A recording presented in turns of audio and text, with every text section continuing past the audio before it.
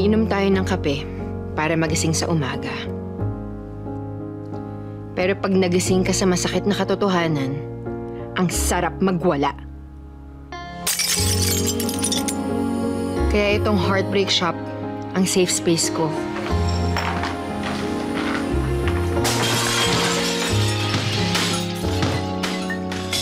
Pwede kang mag-iskandalo nang hindi ka makukulong.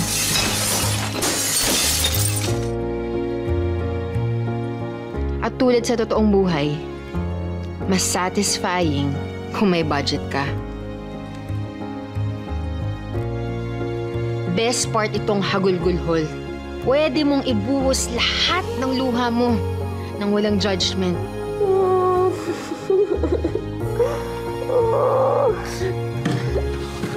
Buisit ka, Nelson ka. Bakit mo nagawa sa akin yan? Buisit ka!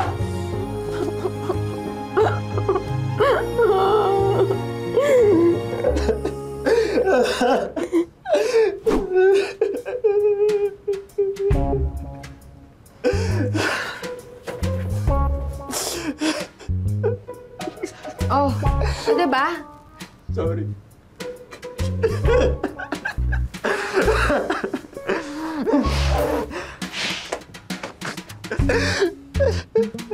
Thank you.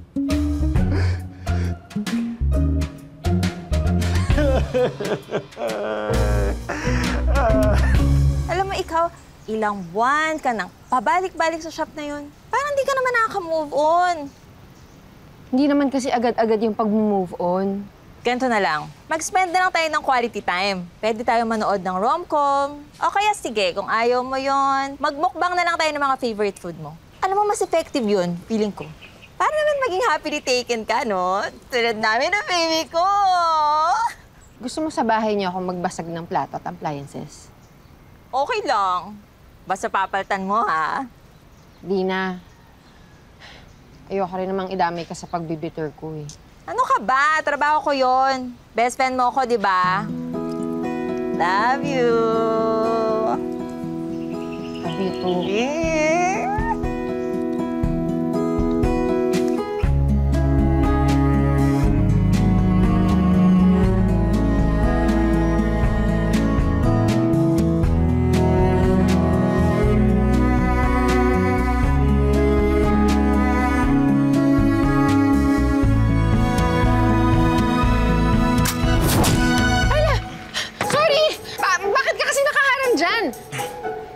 Babalik ko lang sana to.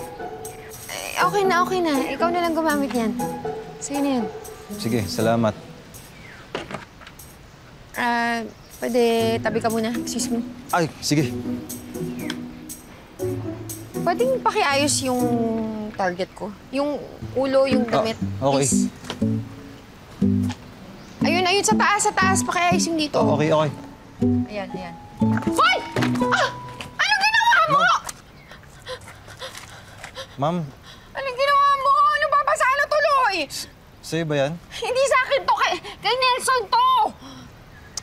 Alam mo, ikaw talaga, basag trip ka talaga eh. Huwag ka na magpapakita dito. Tingnan mo yung ginawa mo. Naku, medyo mahirap po yun, ma'am. Ano mahirap doon? Boss, pwede po ba kayo makausap? Sige, mamaya. Sa bar na lang. Okay, boss.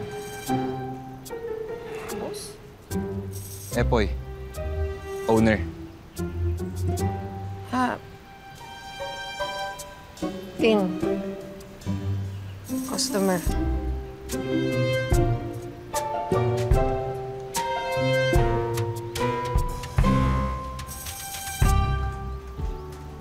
Kape ka muna. Wow. Egg pie lang order ko ah. On the house na yan. Salamat. Alam mo, dapat nga 2 kape yung libre mo sa akin eh. Deal. Bakit pala ngayon lang kita nakita dito? Usually, nasa likod ako. Gumagawa ng inventory tsaka ng accounting. Hindi ka ba nabubulabog sa mga iyak dito? Di naman. Kasi isa ka din sa amin. Kaya ba nag-iiyak ka dun sa Hagulgul Hall? Saka, sino bang nanakit sa'yo?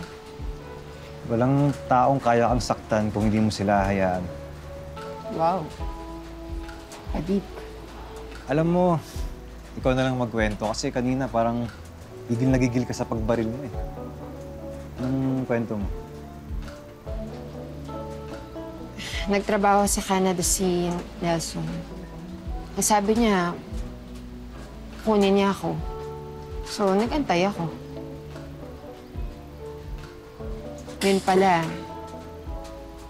may girlfriend na siyang iba. 2 taon. 2 taon ko nilook forward na susundan ko siya. Nagtrabaho pa nga ako sa Canadian company as VA para masanay ako sa time zone. Tanga-tanga ko. Sorry to hear that. One day at a time, di ba? O ikaw, ano naman kwento mo? Ako? Sa next coffee mo.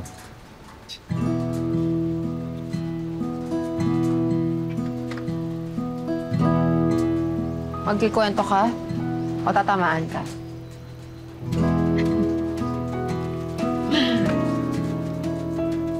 Buti, hindi ka pinalayas ni Mr. Owner. Maka naman siya mabait. Kahit nakakainis minsan. So, cute ba? Yeah! Ano ba? Di pa ako ready. Abs? Abs? Hindi yun na!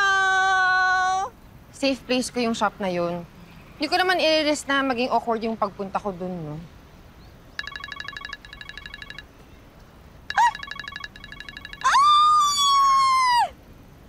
Arte nito. Hello? Hi, baby ko! Did you eat na? Ako hindi po. I can't eat without you. Miss na po kita, baby ko. I love you so, so much. Miss na kitang... Amin na ngayon. Hoy! Baby ko, ikaw ha, wag na wag mong sasaktan to sis, no? Kundi maliligdigad ka talaga sa akin. At, sandali. Hello? Hello, baby ko. Sorry. Alam mo naman si Tien. May pagka-overprotective.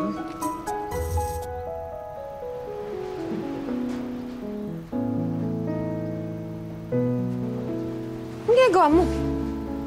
Nag-quit yung staff ko. Bakit? Sasara ko na tong shop in 2 weeks. Ha?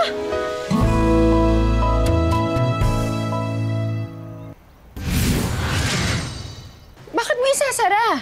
Nalulugi na ba? Uy, sa akin pa lang ang laki na nakita mo, ha? Hindi naman, nakaka-break even naman. Kaso, hindi na kasing lakas nung last year nung nag-open kami. Parang hindi na worth it. Ewan ko ba, lahat ng tao ngayon parang lulong sa pag-ibig. Sinabi mo pa. So, ayun. Uwi na ako ng Nueva Ecija. Start fresh. Sandali, baka naman pwede mo pa bigyan ng chance. Please, ayokong mawala tong shop na to. Alam ko na, pwede akong tumulong dito. Gabi pa naman yung work ko eh. Pwede akong magbarista dito. Marunong ka? Hindi, pero madali na lang yun. Fast learner naman ako eh. Tsaka madali naman mag-search sa net. Ano? I guess, pwedeng subukan. Yes! Oh, sige. Pwede na akong bumili ng kape. Di na. On the house. Di ba may isang libreng kape ka pa? Thank you. Okay, sabi dito, 1 last Sige touch nga. of milk. Yan, siguro okay na yan. Feeling ko perfect na to. Sige ah. Pag to, di perfect. Sige na, try mo. So? Siguro konting-konting milk. Okay, sige, konting milk. Pero wait lang. Prepare muna ako ng bread.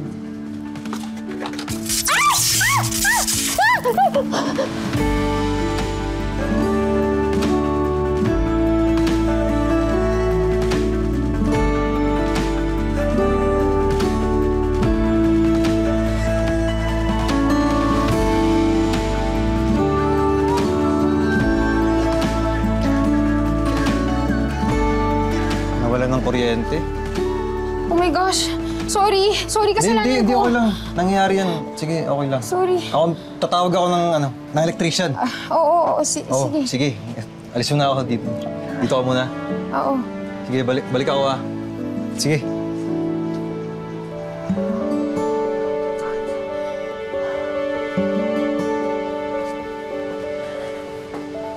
Tin, bukas pa raw darating yung electrician eh.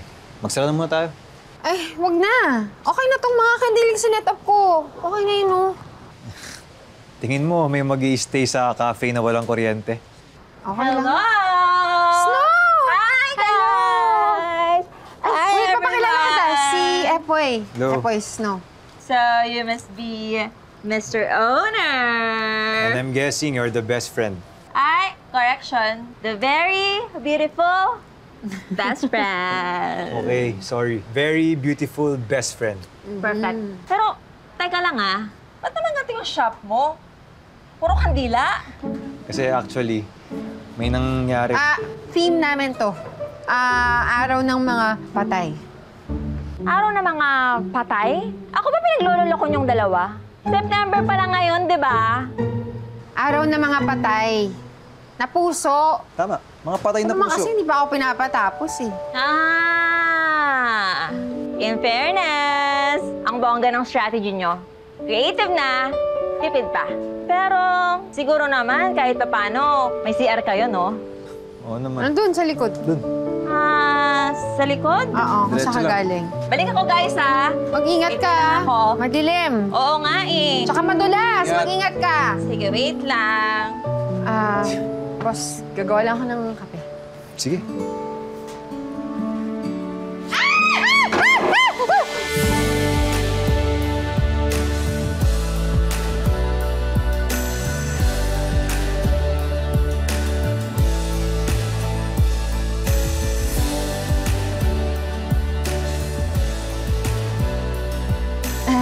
Yung kape, kailangan kong gumawa ng kape. Sige.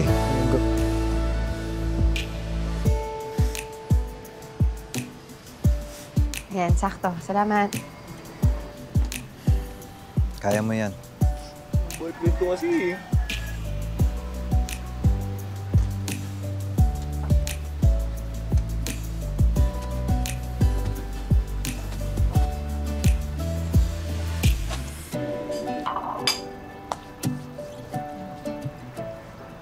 Ba't ang saya mo ngayon? Bakit? Bawal ba? Hindi. Hindi lang ako sanay. Nakita mo yung babae kanina? So may customer kasi tayo dito ng isang araw na tinutime ng boyfriend. At yung babaeng yun, si girlfriend number 2. And nirefer siya ni girlfriend number 1. Ang nakakatuwa dun. Hindi mo ba nakikita? Para dumami yung customers mo, dapat madami ding broken-hearted. So, paano natin paparamihin yung mga taong heartbroken? Eh di ilalabas natin lahat ng baho ng mga manloloko.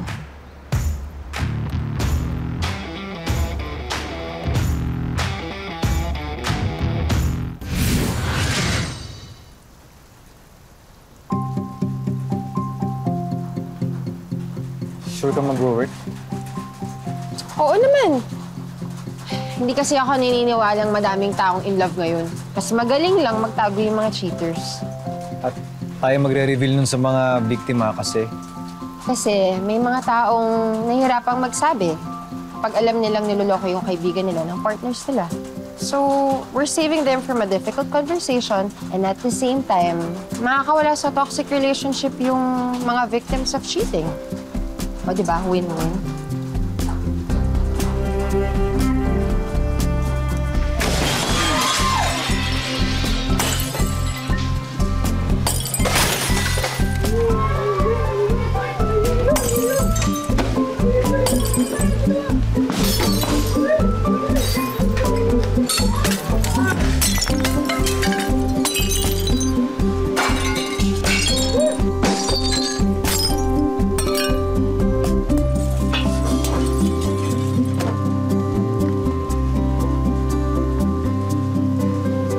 congrats!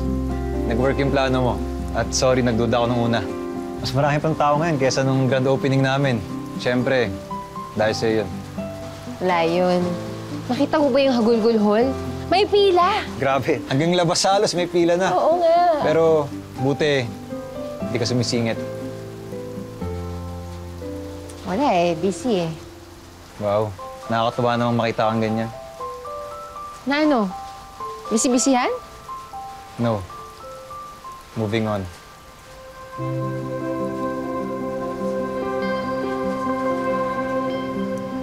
Tin.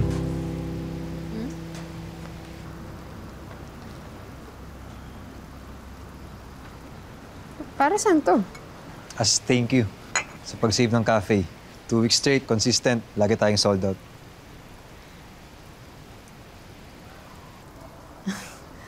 Alam mo ba? Favorite ko to. Actually, yes. Alam ko. Niregaluhan mo ako noon ng favorite kong lavender candle. It's the little things that made me fall for you. So, ikaw pala si Betty. Binasa mo yung letter ko sa wall. Invasion of privacy yun ah. To be fair, nakasulat sa isang public place, tsaka hindi ko alam na sulat mo yon until nakita ko yung mga sulat mo sa orders. Kahit na, hindi pa rin valid reason yun. Alam mo ikaw, tatamaan ka na talaga sa akin eh. Ah, talaga? Baka gusto mong ikaw tamaan sa akin.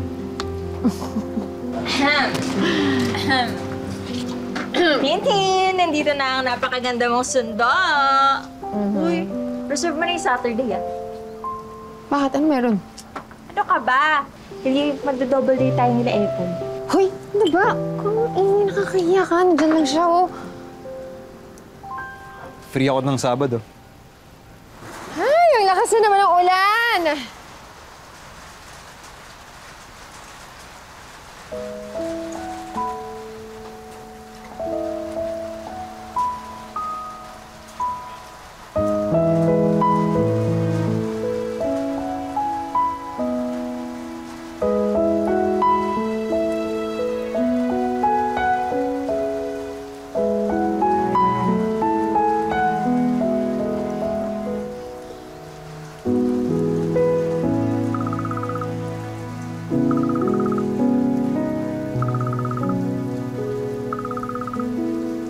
Hello? Heartbreak Hotline? Anong ipaglilingkod ko? Hi, this is Ron. Actually, mas advice sana ang kailangan ko. May friend kasi ako na nag-cheat sa girlfriend niya. Mag-send ka na lang ng proof. Pati yung contact ng girl. Kami na bahala. No, sobrang nice kasi niya. Gusto kong ako na magsabi, it's just that hindi ko alam kung tama ba yung ginagawa ko.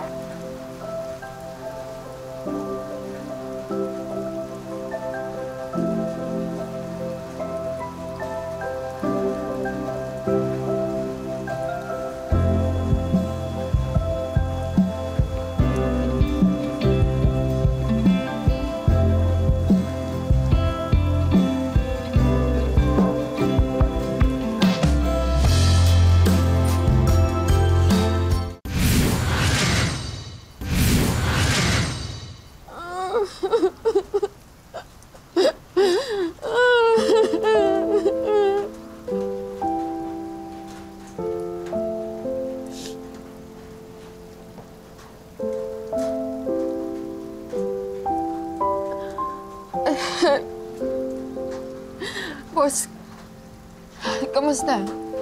Boss, anong nangyari? Umiyak ka ba?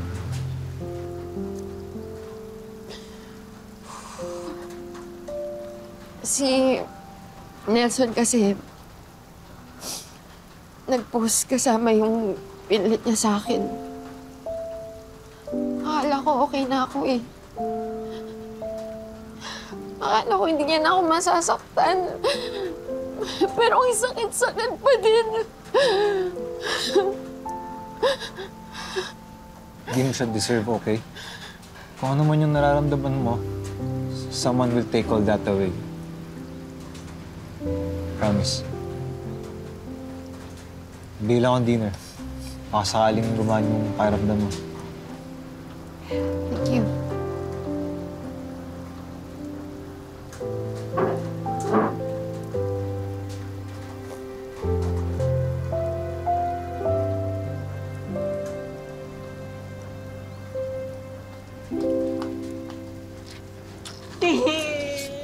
Bakit? Yun yung double date natin. Hindi na matutuloy. Bakit? Si baby ko. Niloko niya ako. Paano mo nalaman? Yung friend niya, yun mismo yung nagsabi sa akin. At pinagyayabang pa daw ni baby ko sa kanilang lahat. Tapos kanina, kinonfront ko siya. Hindi namin niya. Hindi namin niya din. Friend? Oo, friend niya. College friend. Si Ron.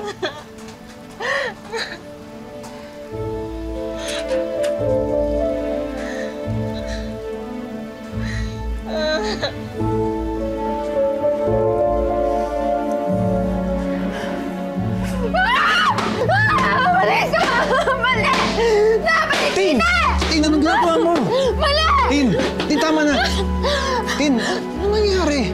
Mali ito! Mali! Bakit? Dapat hindi na natin ginawa yung heartbreak hotline eh! Hindi siya mabuti sa mga tao! Eh, di ba ikaw nagsabi na maganda to? Makakatulong tayo sa mga taong nabibiktima ng mga manloloko? Pero dapat hindi na tayo nangingailam doon! Pero nag-work eh. Business is booming. Di ko na kailangan umuwi ng probinsya.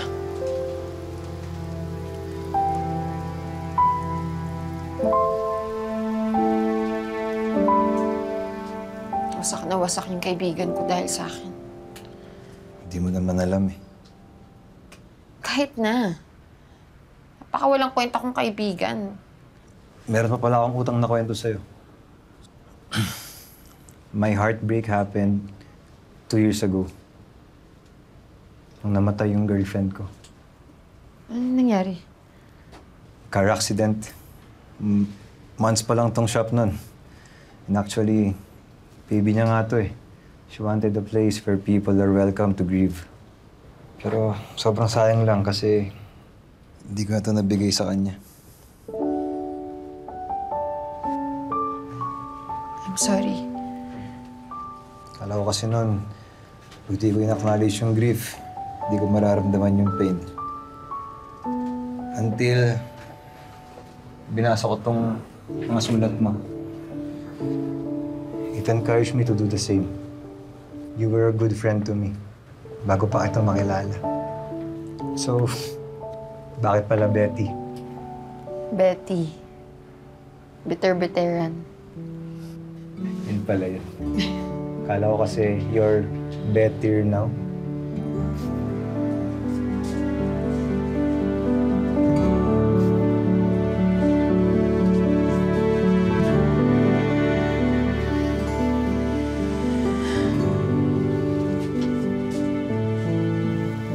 Ay, Snow. Huwag ka naman sumabay sa ulan mo. Kumain ka muna. Sige na, on the house na yan.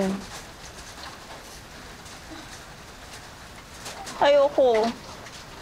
Ano ayaw mo? Ano, hindi ka na nakakain forever? Kim, paano mo kinaya yung ganito? Sobrang sakit pala. Nandito lang ako. Okay? Bakit may mga taong ganun? Mga manloloko, mga sinungaling. Naniwala ako sa mga sinabi niya. Ang bobo ko.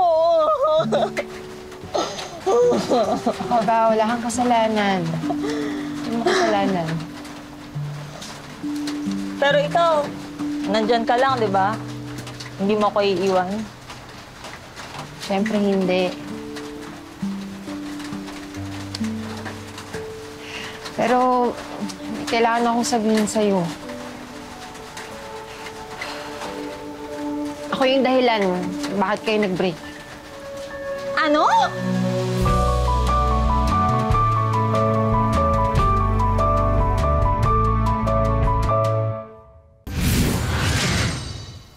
Anong sinasabi mo ikaw yung dahilan? Hala, ibig sabihin ikaw yung other woman? Hindi. Si Ron tumawag sa heartbreak hotline. Eh, ako yung nag-encourage sa kanya na sabihin sa girlfriend ng kaibigan niya yung totoo. Pero Snow, hindi ko alam na ikaw yun. I'm sorry, hindi ko talaga alam. Okay lang yan. At least, nalaman ko na, di ba? Pero kahit na, mali pa rin yun eh. Kaya nga kinausap ko na si Epoy. Ititigil na namin yung heartbreak hotline. Ititigil?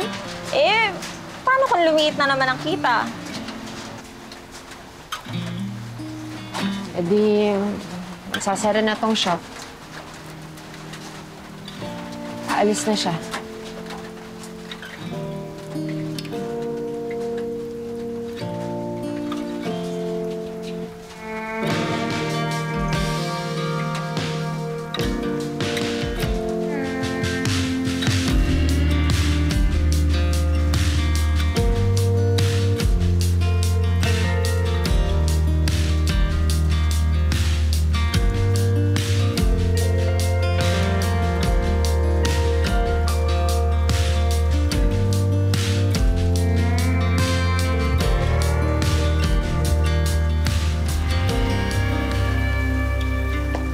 So, paano? Goodbye na ba to? Bakit? Alis ka? Ano ka ba? Joke lang. Ipapaayos ko lang tong shop para masalang gumanda.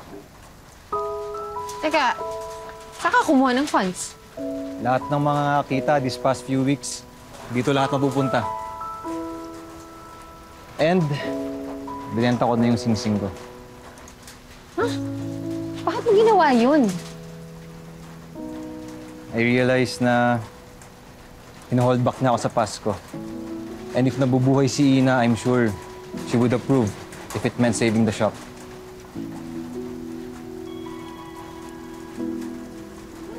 So, anong plano mo? Kung tutulungan mo ako, this could be a place to love.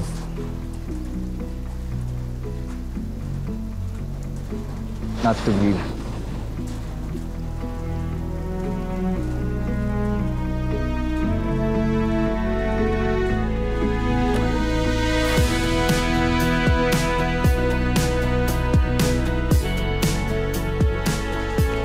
Masarap sa pakiramdam maglabas ng sama ng loob. Makulit ka, ha?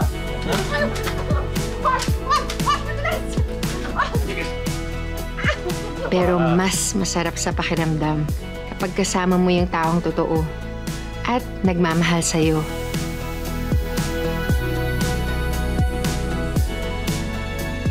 Kaya kapag tinamaan ka, welcome na welcome ka sa Healing Hearts Cafe.